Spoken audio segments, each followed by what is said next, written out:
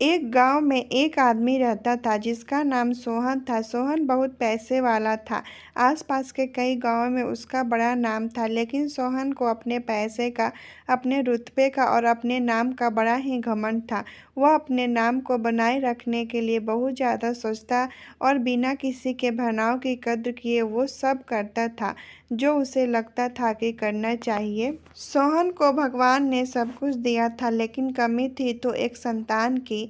कई सालों बाद उसे एक संतान प्राप्ति हुई। सोहन ने अपने इस खुशी को मनाने के लिए अपने घर पर एक बहुत बड़ा कार्यक्रम रखा, जिसमें उसने आसपास के सभी गांव के अमीर और प्रसिद्ध लोगों को तथा सिर्फ ऐसे रिश्तेदारों को बुलाया था जो पैसे वाले थे।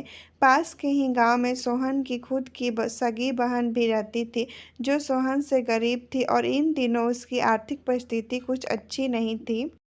इसलिए उसने अपनी बहन को तक इस कार्यक्रम के लिए नहीं बुलाया। सोहन ने जिस कार्यक्रम का आयोजन किया था वो इतना बड़ा था और इसके अलावा उसमें इतने प्रसिद्ध और अमीर लोग आने वाले थे कि इस कार्यक्रम की चर्चाएं हर गांव में होने लगी। यह खबर सोहन की बहन तक भी पहुंच गई। बहन को ये जानकर बहुत ज़्यादा खुशी हुई कि इतने सालों बाद उसके भाई को आखिरकार संतान सुख प्राप्ति हो ही गया। बहन ने सोचा कि भाई गलती से उसे इस बारे में बताना भूल गया होगा और अपनों को भला कोई न्योता देता है। भोली बहन ने अपने भाई के यहाँ उस कार्यक्रम में जाने की तैयारी शुरू कर दी। जिस दिन कार्यक्रम था उसी दिन जाऊंगी, बहन ने सोचा, ताकि भाई उसे देखकर खुश हो जाए। कार्यक्रम के दिन बहन सुबह सुबह ही अपने भाई के घर जाने के लिए निकल पड़ी। उसके पास नए कपड़े नहीं थे। वो पुराने मैले कपड़े पहन ली और रास्ते में सोचने लगी, अगर किसी और के घर जाना होता तो मैं ऐसे कपड़ों में जाने की सोचती भी नहीं, लेकिन मैं तो मेरे अपने घर मायके जा रही हूँ, वहाँ मुझे ये सब सोचने की कोई ज़रूरत नहीं है। जैसे ही वो अपने मायके पहुँची, वहाँ का भव्य आयोजन देखकर वह बहुत खुश हो गई। उसे अपने भाई पर बहुत गर्व हुआ। वहाँ पर वह जल्दी से जल्दी अपने भाई को मिलकर उसकी खुशी में शामिल होना चाहती थी। वह तुरंत सीढ़ियाँ चढ़ के घर के अंदर प्रवेश कर गई। उसने देखा कि उसका भाई मेहमान के तौर पर आए सभी अमीर और नामी लोगों का स्वागत करने में व्यस्त है। बहन जैसे ही अपने भाई की तरफ उससे मिलने के लिए बढ़ी, उसका भाई की नज़र उस पर पड़ गई और अपनी बहन को ऐसे मैले पुराने कपड़ों में देखकर भाई ने उससे मिलना तो दूर बल्कि तुरंत बहाना बनाकर वहाँ से निकल गया। बहन ने सोचा, इतने लोगों में मेरा बेचारा अकेला भाई क्या क्या करे, ज़रूर उसे कुछ काम याद आ गया होगा, इसलिए वहाँ से चला गया होगा। बहन बाद में अपनी भाभी से मिलने गई। भाभी ने उसका स्वागत किया और उसे खाना खाने के लिए आग्रह किया। बहन ने सोचा, ठीक है, पहले खाना खा लेती हूँ, फिर बाद में आराम से भाई से मिल लूँगी। बहन खाना खाने के लिए पंगत में बैठी। सोहन ने देखा कि अपने सभी धनवान मेहमानों के बीच उसकी गरीब बहन बैठी हुई। सभी कीमती पोशाक पहने लोगों के बीच उसकी बहन जो पुराने मैले कपड़े पहन कर बैठी थी। यह सोहन से देखा नहीं गया। उसने अपनी बहन को अपने पास बुलाया, भला बुरा सुनाया और वहाँ से जाने के लिए बोला। बहन ने अपने सपनों में भी नहीं सोचा था कि उसके साथ कभी ऐसा व्यवहार भी हो सकता है, और वो भी उसके खुद के मायके में। अपना अपमान होने के बाद बहन तुरंत अपने घर ससुराल जाने के लिए चल पड़ी। बहन इस बात को पचा ही नहीं पा रही थी कि उसके अपने भाई ने उसके साथ इतना बुरा व्यवहार किया है। उसकी आंखों से आंसू नहीं थम रहे थे। रास्ते में उसे अपनी पुरानी दोस्त मिली। उस दोस्त ने उसे रोने का कारण पूछा। हालांकि बहन उसे कुछ भी नहीं बताना चाहती थी, लेकिन दोस्त के बार बार पूछने पर उसने उसके साथ हुई सारी घटना उसे बता दी। उसकी दोस्त एक समझदार महिला थी और काफ़ी प्रैक्टिकल सोचने वाली थी। उसने कहा, अगर तुम मेरी बात मानो तो एक दिन तुम्हारा भाई खुद तुम्हें अपने यहाँ बुलवाएगा और तुमसे माफ़ी मांगेगा।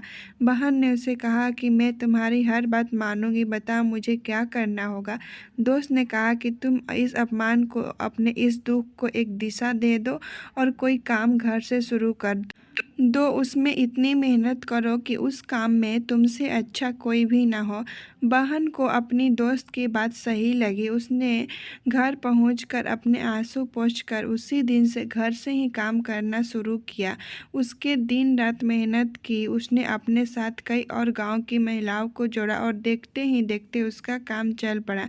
कुछ ही सालों में आसपास के 50 गांवों में उसका नाम और रुतबा काफ़ी बढ़ गया और वो अब पैसे के मामले में अपने भाई से भी ज़्यादा बड़ी हो गई। भाई को जब यह बात पता चला कि उसकी बहन इतनी अमीर हो गई तो उसने सोचा कि एक बार उससे मिलकर आया जाए। वह जब अपने बहन को उसके घर मिलने पहुंचा तो बहन ने उसका किसी राजा महाराजा की तरह स्वागत किया, उसके पसंद का खाना खिलाया। बहन का ऐसा व्यवहार देखकर भाई को अपनी पिछली गलती का एहसास हुआ, इसलिए उसने अपनी बहन को अपने घर पे होने वाली पूजा के लिए आमंत्रित किया। कुछ ही दिनों बाद बहन अपने भाई के यहाँ उस पूजा के लिए पहुंच गई। जैसे ही बहन अपने भाई के घर पहुंची, उसका भाई उसके स्वागत के लिए दरवाजे में ही खड़ा था। बहन अपनी महंगी गाड़ी में आई थी। उसने बहुत कीमती साड़ी और उससे भी ज़्यादा कीमती गहने दागिने पहन रखे थे। बहन का ऐसा ठाठ बाट देखकर सिर्फ भाई नहीं बल्कि उसका पूरा गांव दंग रह गया। भाई दौड़कर आया और बहन की गाड़ी का दरवाज़ा खोलकर उसे बाहर आने के लिए कहा और बड़े प्यार से उसे पूजा का प्रसाद ग्रहण करने के लिए बुलाया।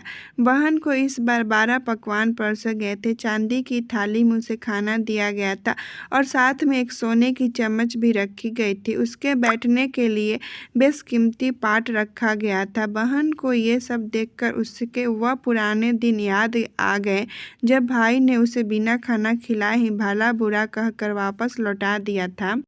बहन खाना खाने के लिए तो नहीं बैठी, लेकिन उसने अपने सारे कीमती दाग नगीने और जेवर उतार के उस थाली के सामने रख दिए और खाने में से कुछ निवाले उन दाग दागिने पे रख दिए।